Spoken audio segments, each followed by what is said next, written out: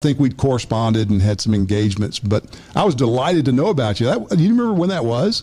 Is that 15, 20 years ago? You know, I do not, but it's been a minute, man. Yeah. It's been a minute. Yeah, it has been. And those were back good. In the day. That's back in the day when they used to love me in the SBC. What did you do, Voddie? He kept preaching. He kept preaching the Bible and got in trouble? No, man. You know, you know Psalm 120. Psalm 20, the psalmist says, hey, I'm for peace, but when I speak, they're for war. So, you just either quit talking and have peace or keep talking and have war. And so you've kept talking. And just so good to see you again. Look forward to having you down here in January for the Doctrine of God conference. That's going to be awesome.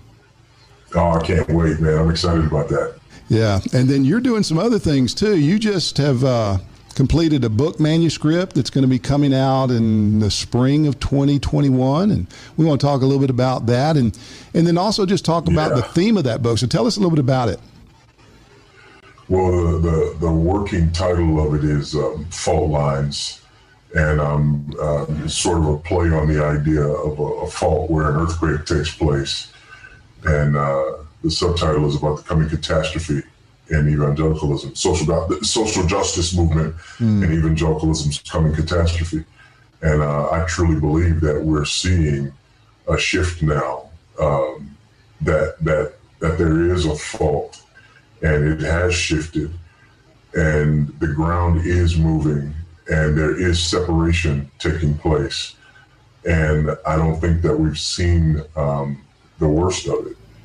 And I've been thinking about this for a number of years, but it's one of those books that I hadn't really wanted to write. Mm-hmm. I was trying to just, stay out of things like that, especially since I've been living in Zambia for the last 5 years. Right. And then, all this stuff happened with George Floyd, and I decided that, first I was late, finding out about what had happened, because, I'm over here on the other side of the world. And then when I found out about what happened, I didn't really do or say, much about it, because again, I was late to the party. And then I saw that there were people who were tweeting,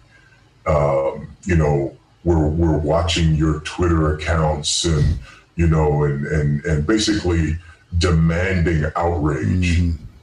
Well, if I was going to say anything, that settled the fact that I wouldn't.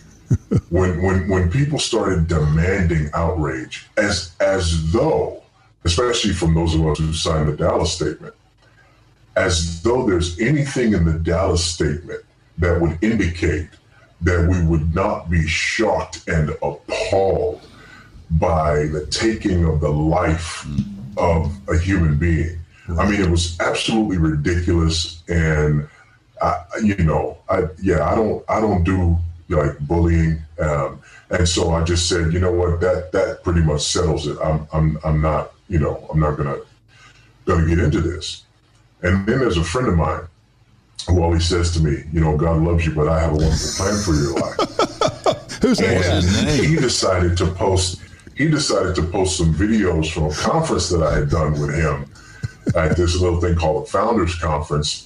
And so all of a sudden I start getting messages from everywhere, just blowing up, with stuff, thank you for posting whatever. And, I don't have a YouTube channel. I've never had a YouTube channel. I've never posted anything to YouTube. Everybody's thanking me for posting this stuff on YouTube. And lo and behold, my friend who always tells me God loves me, but he has a wonderful plan for my life, had dropped me right in the middle of it. And I don't want to say anybody's name, Tom Askell, but Tom picked a fight and then let you fight it. Is that what happened? Tom punched somebody and stepped out of the way. Exactly. So I sent Tom a meme from The Godfather. I think it was from The Godfather Part 3, where Don Corleone says, "Just when I thought I was out, dragged me back in."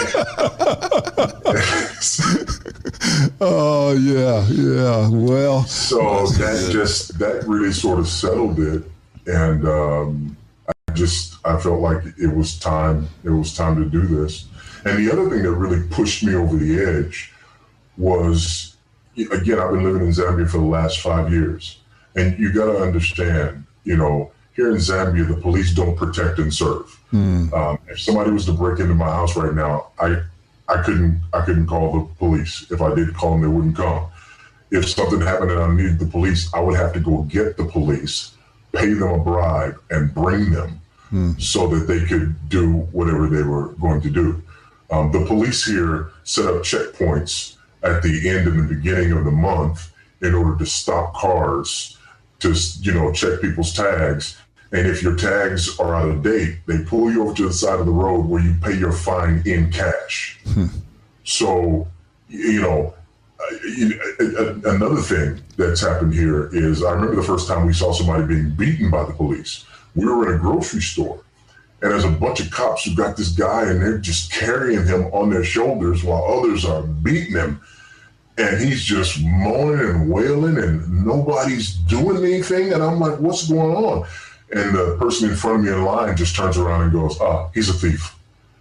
And I'm just like, so he just gets beaten up by the police? And yes, that's absolutely what happens. So I say all that to say this, that's policing in the country where I live. And people here started talking about the corruption of American policing. That was a bridge too far. At that point, I thought, okay, I gotta do this. I've got to write this. And then when I would talk to people here about the actual numbers and what was happening, they would get this curious look on their face, like, I don't get it, you know. And to which I would respond, yeah, you're absolutely right. The police are not hunting and killing black men. You know, this is an invented narrative. And so anyway, all those things together just kind of, you know, pushed me over the edge to where I decided, you know, this needs to happen. Finally found somebody willing to publish it, and away we went. The fault line idea is, just to hear you talk about it, Voddie, is I just personally to hear you talk about it is powerful, because Tom and I are observing this. We're talking about it nearly every single day. We're watching what's happening with the various organizations over here. And it's crazy. It's crazy to me, especially coming out of like Young, Restless, and Reformed, you know, and the New Calvinism, because there did seem to be, I've said this before publicly. I was sitting with Tom, I don't know which T4G it was, but one of the early T4Gs, sitting with Tom in Louisville. And I remember thinking, like, I was over the moon. Man, I was over the moon. I was like, the hymns and the songs, and yeah. I was sitting with Tom, and Tom, in his way, you know, he's never going to like actually tell me. I could just tell he didn't seem quite as excited as me. He was very excited. He was for it. And I was like, Tom, what's the deal? And aren't you excited? He said, well, I am. I'm very thankful. I'm overjoyed about what I see. I'm just concerned it might not be as deep as it needs to be right now. Doesn't have that doctrinal grounding. But even so, it's wild to look at what's going on over here in these fault lines. So I would love to hear you articulate more about what are those fault lines and what's going on. What do you see? Well, here's the thing, and to go to your issue, you know, I remember, you know, being brought into some of those circles. I was never invited to be a part of, you know, some of them, but, you know, I was brought on as a council member of the Gospel Coalition, and, you know, I, you know, preached at a number of these other, you know, sort of events in this kind of new Calvinist resurgence or whatever. And I remember being very excited about that because, you know, I am one of those individuals who did not come up in Calvinist ranks, came to the doctrines of grace late, and started off really just as a Calvinist and ended up being Reformed. There's a difference between being a Calvinist and being Reformed, right? There's 3 C's for the Reformed guys: Calvinistic, covenantal, and confessional. And so it was interesting, you know, coming into that and beginning to hear warnings from people who were, you know, writing books about the new Calvinism. And some of them being very charitable and saying, hey, this is a good thing. We're glad to see people embracing the doctrines of grace, but we worry about this, and this. And some of the things that guys were worrying about was how big the tent was and how many guys were in the tent calling themselves Reformed who weren't Reformed, who were not covenantal, who were not confessional, and whose cultural ethos was outside of sort of historic a historic Reformed ethos, their understanding of law and gospel and things of this nature. And what's interesting about that is I've gone from scratching my head to, what are you guys, talking about, to now I look back and I look at the influence of critical race theory, intersectionality, the influence of this, what I would start calling the critical social justice movement. I look at the influence, and all of a sudden it's like those movements had Reformed guys at the helm, or more Reformed guys at the helm, older, mature guys who were reaching out to younger guys with platforms and bringing those younger guys with platforms in. And now what's happening is those younger guys with platforms are running headlong into the critical social justice movement. And instead of them having their chains jerked by the older guys are starting to follow them and begin to sound exactly like these young guys and are moving away some of those very foundations. And so it's really been unsettling, to sort of watch that happen from afar. And, you guys know, since the Dallas statement, just like you, I mean, I've been canceled, to borrow a contemporary phrase. I've been canceled by these groups, just like you guys have. And I think, you asked me about some of the fault lines. I think one of the key fault lines is the Dallas statement. The Dallas statement on social justice in the gospel was a fault line. Mm-hmm. And there were people who signed it who were over here, and people who refused to sign it who were over here. And what was interesting is some of the people who refused to sign it, what's interesting about them is that they're very vocal people and they're very vocal critics.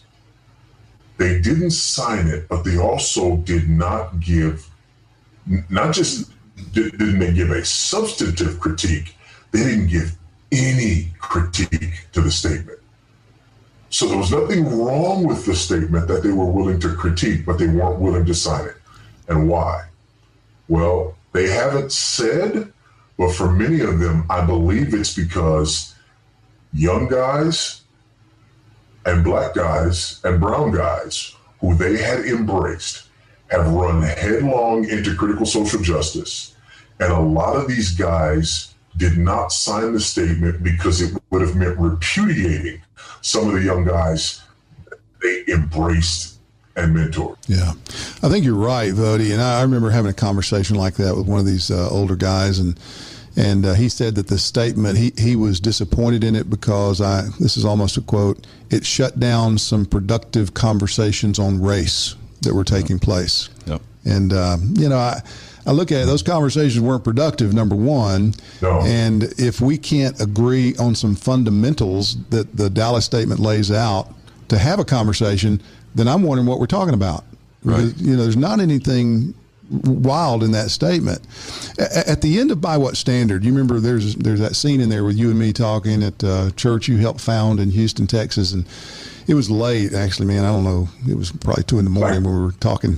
2 o'clock in the morning. I saw how red my eyes were in the That's when the truth comes out. That's when right. The truth comes out at 2 a.m. We may have needed a few more filters, but I do remember just a sober moment in our conversation. I think this is and made it into the film, where you said you just think that division is inevitable. I mean, it just looks like we're not going to be able to avoid some separation, and that's heartbreaking, but God's done that in the past. So you've had 5 years to kind of not live and breathe the air regularly in the U.S., and man, you've been doing great work over there at the African Christian University in Lusaka, Zambia, and in the church where you're serving and other things that you continue to do. But from that perspective now, where do you think we need to be looking, and what do you think we ought to be doing? Those of us who are covenantal, confessional, those of us who do agree on the scriptures, even those, I'm finding great unity with brothers and sisters who are not covenantal and confessional, but who agree on the authority and sufficiency of scripture to address these current critical social justice issues. Where do you think we need to be taking our stands? Yeah, I've been camping out 2 Corinthians 10. This is a spiritual war. Amen. And the weapons of our warfare, they're not carnal, right? They're not physical, but they are powerful, and they do destroy strongholds, and we've got to unleash them. And there's two things that we're called to do. Number one, we're called to destroy, and we're called to take captives. And I know people don't like that language because we're talking about our brothers. We're not talking about destroying our brothers. We're destroying arguments and lofty opinions raised against the knowledge of God. That's what we're destroying. And I think one of the things that has been happening is that people haven't been willing to destroy the arguments and lofty opinions because they don't want to be seen as trying to destroy their brothers. Mm-hmm. And the sad thing about that is that's not love. I think one of the things that's been exposed here as this fault line has shifted is it has exposed a false unity. Because if a brother is going to say that I'm not his brother because I have a different opinion on it, I think it's very interesting that these movements, now you look at, the Gospel Coalition, Together for the Gospel, and, all of these, sorts of groups that rose up, these different conferences that happened, and the different seminaries that were attached to this, and seminary presidents that were involved in this. And you had people, one of the beauties of it, and I think, Jared, one of the things that you were talking about being excited about, was that guys were saying, you know what, there are non-essentials that we disagree on, things that we used to kill each other over. The Presbyterians used to baptize us to death, right? Mm-hmm. But now here we are, and we're saying, there are things that are more significant than that, and we're unifying over this. And it was amazing. And guys, talking about, continuationists and cessationists coming together and saying that's not going to divide.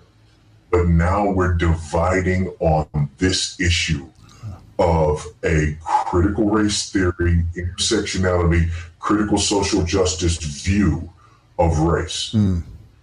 That is more significant to us than baptism, more significant to us than continuationism, and more significant to us than confessionalism. Mm-hmm. We were saying, you're not a confessional guy, we're a confessional guy, yada yada yada. But this view is more significant to us, to a group of people who were uniting in spite of a whole bunch of things. Now guys are saying, no, this is a bridge too far. And if you don't interpret these issues, down the line, according to the ways critical race theory and intersectionality view these issues, according to the way the critical social justice views these issues. So the definition of whiteness and white privilege and white supremacy, and now add to that white equilibrium and white fragility, and the call to anti-racism and so on and so forth. Now we're saying that those things, right, that is our confession. So you don't have to hold to Westminster.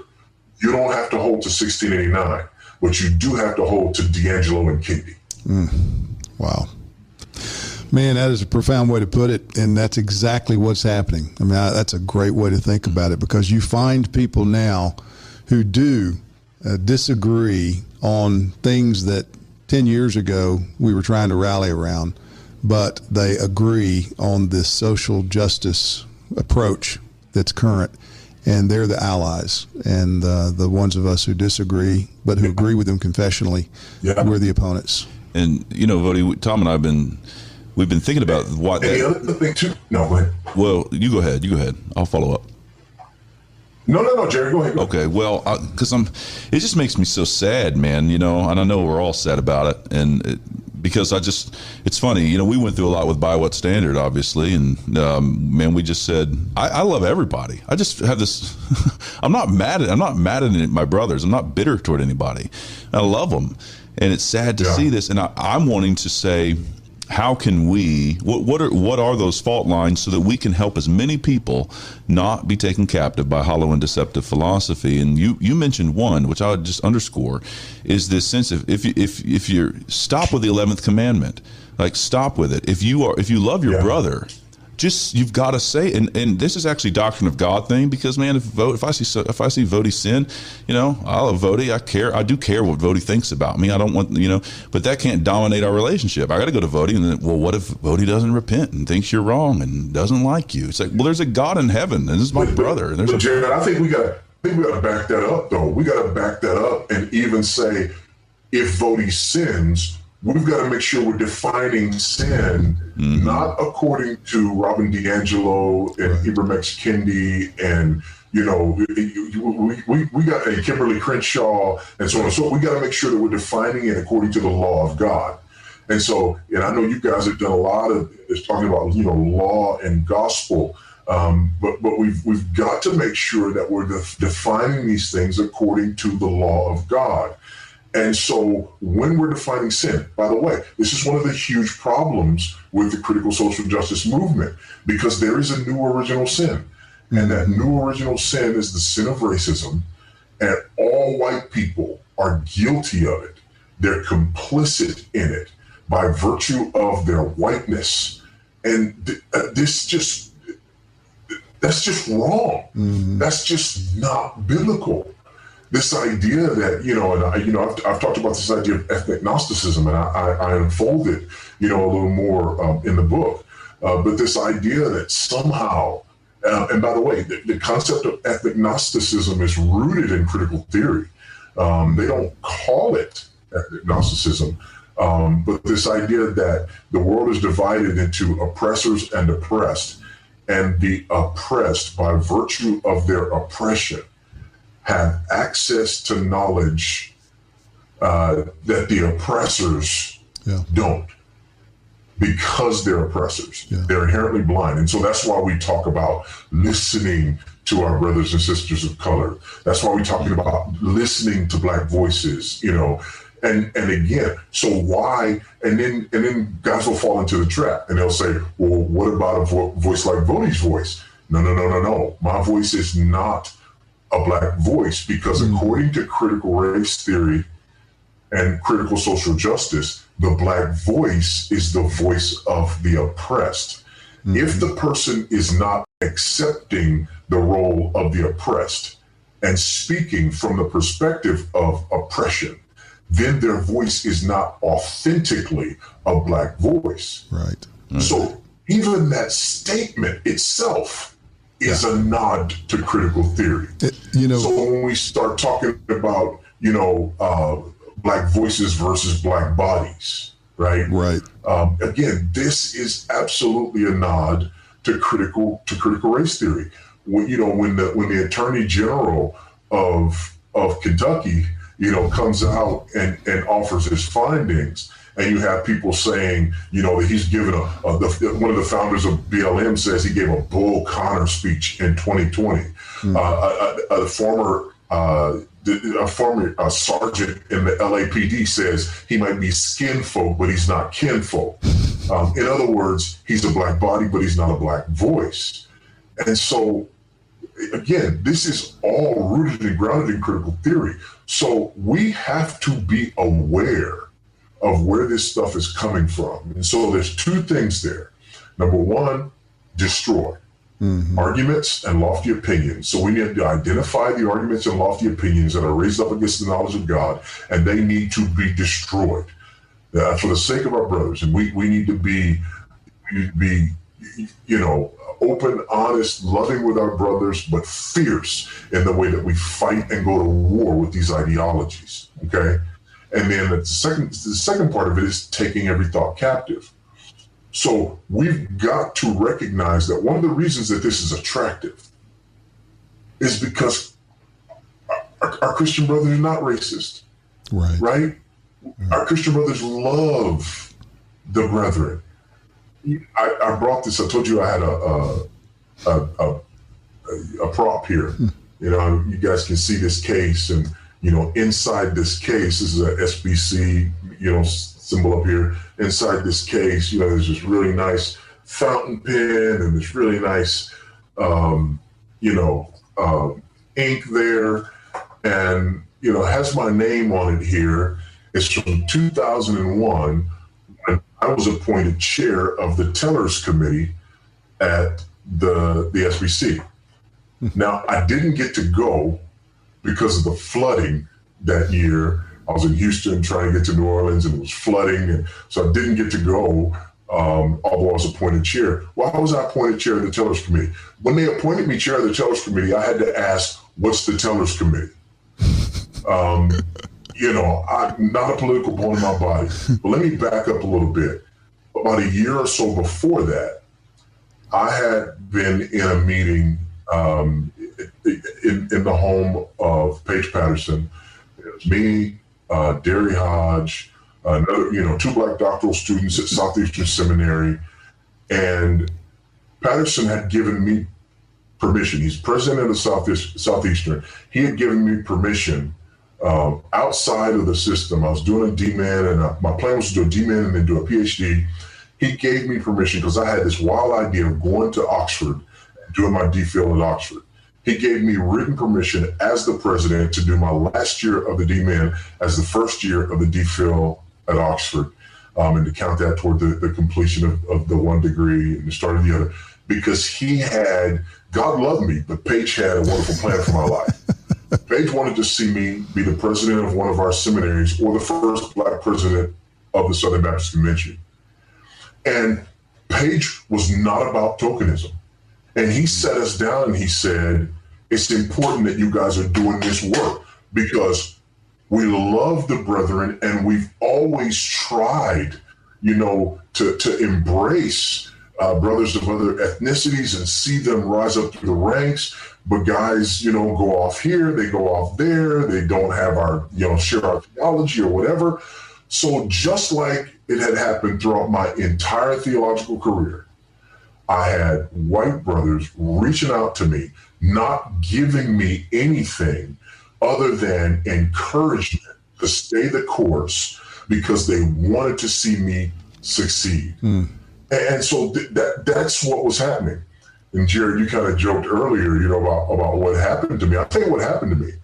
A few years later, I wrote a blog post, and Tom, I think this is when you and I started corresponding. And in that blog post, I came out as a Calvinist. And I don't know if you remember that or not, but I wrote a blog post explaining why I embraced the title of Calvinist. So that was strike one. The other strike was Bruce Short and I brought a resolution at the convention. I forget which year it was we brought that resolution, but it was that resolution about public schools, right? Calling for the investigation of the public schools. This radical agenda in the public schools. And so, I'm a proponent of home education, and the public schools are sacred, to Southern Baptists. And so because of those things, I ended up getting blacklisted in the SBC because I got off message, I got out of line. This wasn't, what our ideology was. And it's quite interesting that, nowadays we've got guys sort of going in different directions. And instead of the SBC, right or wrong, saying, no, this is not what our ideology is.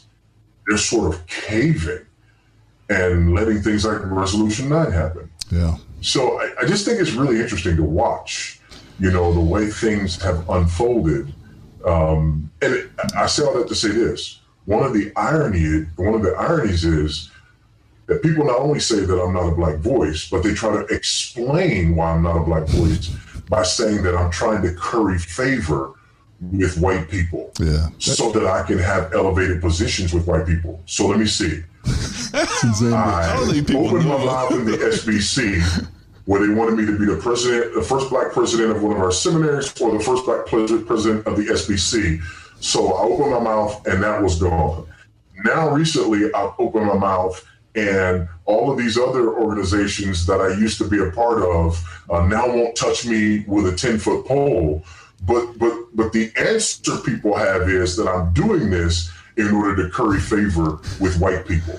Yeah. As we say in Texas, man, that dog won't hunt. The reason I think you're in trouble, Voddie, and the reason Tom's in trouble the same. It's like, I want to be with both y'all guys wherever I go, because y'all both going to say something. Something's going to happen. It's going to be Voddie and Tom done said something. They're the first ones to say something. Everybody's going to be like throwing down. But, this is interesting. I just couldn't help but think about when you were talking, Voddie, about the two issues that Calvinism, public school. And yet the way it's being played now by the SBC, they're really caving. I'm suspicious that it's pragmatism just rampant in the SBC that plays it both ways. Absolutely. Right? So what you did, you hit two issues that transgressed pragmatism. Calvinism doesn't work and government schools don't work. But this CRT stuff does. It fits the pragmatic worldview. And it's just kind of trying to curry favor even with man. It's not trying to become all things to all men like Paul tells us, but we're trying to be accepted kind of by the world in order to do evangelism. And the issues you brought up don't fit. But this modern stuff right now seems to fit the spirit of the age, and so they're kind of moving with it. Yeah, until they can't go far enough. Mm-hmm. And that's the thing. The whole anti-racist movement is upfront about the fact that you can never complete the work of anti-racism. Right. There is no there. There so is it's going to cost more than $5 million from the original sin of. Yeah, no, it won't. It won't be enough. It won't be enough. You watch, because when you get letters, that are talking about. The patriarchy and pernicious, theology and this of the founders or whatever. I'm telling you, you did $5 million. Number one, $5 million is not enough. But number two, you kept the names on the building. And then number three, you didn't cede power. You didn't give up your power to black people. And so now it's going to be, thank you for the $5 million. That was a nice first step, but where are you elevating black voices? Yeah, that's where are you putting black people in the seats of honor, and where are you tearing down all of the references to these individuals in your past whose sins today have been deemed unforgivable, because tomorrow it'll be somebody else's sins. Yeah. It's always somebody else's statue today, but eventually it's going to be yours. Voddie, one of the things you said a while ago, I want to circle back to, that at the bottom of all of this is a failure to recognize or appreciate or understand God's law. I mean, the law and the gospel. And we have hammered that, but I don't think we can hammer it enough, because God is the one who gets to define what is sin and what is righteous. And good night. I mean, I have enough trouble dealing with real sin in my life. I don't need anybody to manufacture new sins and try to make me measure up to their shifting standards in order to deal with that. When I hear people treat you and say about you the things that they do sometimes, or people like you who refuse to kowtow to the spirit of the age, it angers me.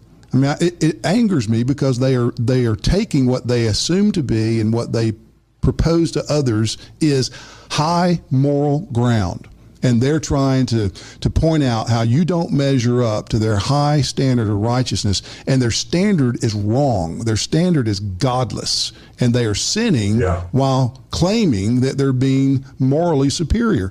And the emperor has no clothes.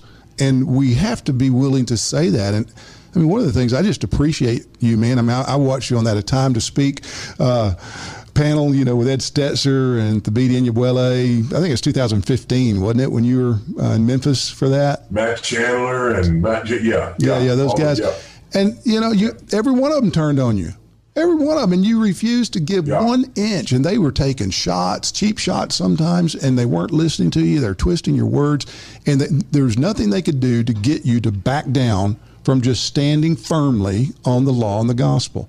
And that's desperately what we need today, man. I'm so grateful for you and your willingness not to budge on those issues. Well, man, I appreciate that, and I just appreciate having friends. You know, I hear you, bro. I hear you. This is about the kids. Is this the group? This is the group. I don't know that we have many more. Voddie, who have you? So, hey, you know, and it's interesting. It's interesting that, you know, now I get things, you know, like my circle of friends is getting so small. And then people try to make my circle of friends even smaller. And so somebody told me, for example, that, you know, Jeff Durbin apparently, you know, stepped out of line here recently in a message that he did at the Fight Love Feast or something like that. And I'm getting emails from people asking me why I haven't spoken up to condemn Jeff Durbin. Well, first of all, I've never met the man. Secondly, what did he do? You know, and then they're like, you know, he did this and he did that. But then not only am I supposed to condemn Jeff Durbin, but I'm supposed to condemn the Fight Love Feast guys. And so, how did it go? No. Okay, maybe you didn't hear what the message, and maybe you don't know Durbin, but you do know James White, and James White is at Durbin's church, and the guys at Fight Love Feast, they speak highly of you. Therefore, since you know the one guy who knows him and the other guys who did the event speak highly of you, you're therefore ugly. I was like, what are you talking about? There's some fundamentalist stuff going on right there. They put fundamentalists to shame. And they say we're the ones being fundamentalists on this thing. Oh, man. Voddie, you got so much, man. What would you say? And, you know, and here's the other ironic thing. Here's the other ironic thing about it. You know, people are saying that, you know, we're trying to truncate the gospel, and, you know, we don't understand the implications of the gospel and this and that and the other. You know what's funny about that? Two things are funny about that. Number one, some of these same people were saying that I was being too broad in my application of the gospel because of my advocacy for home education in particular, and for Christian education for parents in general. And so when I did What He Must Be, and with the Ever-Loving Truth, Family Shepherds, and What He Must Be, there are people who felt like I was applying the gospel too broadly in dealing with those family issues and educational issues and things like that, right? Some of those same people now are saying that I'm a fundamentalist because I'm not willing to apply the gospel to the work of anti-racism. But I'm going to go you one further. Why did I come to Zambia to help start the African Christian University, which is a classical Christian liberal arts biblical worldview university? You know what's interesting about that? There are people, when I tell them what I'm doing, they always say, oh, you guys are starting a Bible college. No, it's not a Bible college. Oh, you guys are starting, no, we're starting a university. We're offering degrees in agriculture, business, education, fine arts, theology, getting ready to add biology and chemistry. And some of these same people could not wrap their mind around it. We have a hard time raising funds for ACU because there are people who get doing a Bible college because, Africans, Bible college, preach the gospel, get them saved so they don't go to hell. But then they hear about the expansive work that we're doing, and they can't wrap their heads around it because they're fundamentalists who don't get the broader view that we have of this university.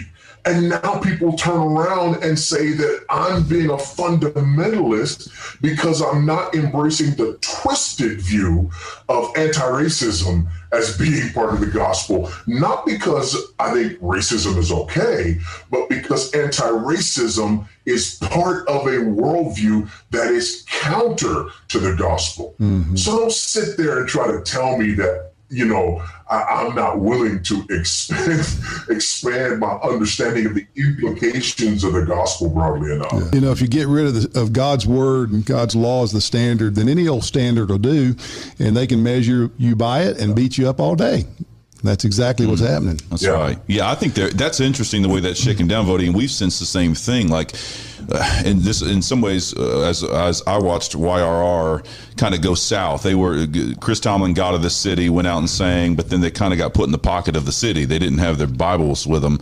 And then there are these other kind of fundamentalists draw high walls. We shouldn't be involved in culture and all that kind of stuff. I mean, we're striking at that with the Wield the Sword project that we've got going on, that we're so excited about. You going to be here, going to be recording season 2 on that.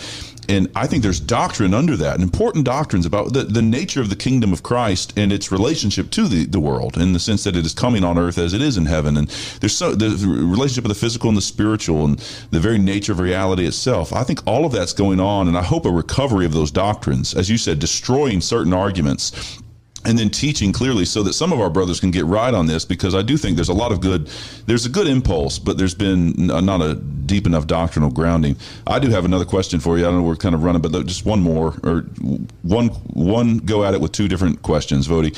You see these fault lines, especially in American evangelicalism, probably in American Reformed evangelicalism. Tom knows many of the leaders in all of this.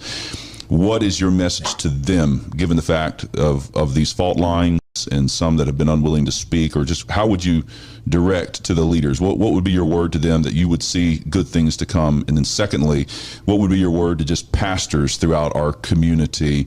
What should they be doing given the situation at hand? I would say 2 things: man up and love. Amen. Those would be my 2 things: man up and love. And when I say man up, what I mean by that is this: there are a lot of these guys, and I am aware, I've had things shared with me. These guys do not believe this stuff. These guys know better.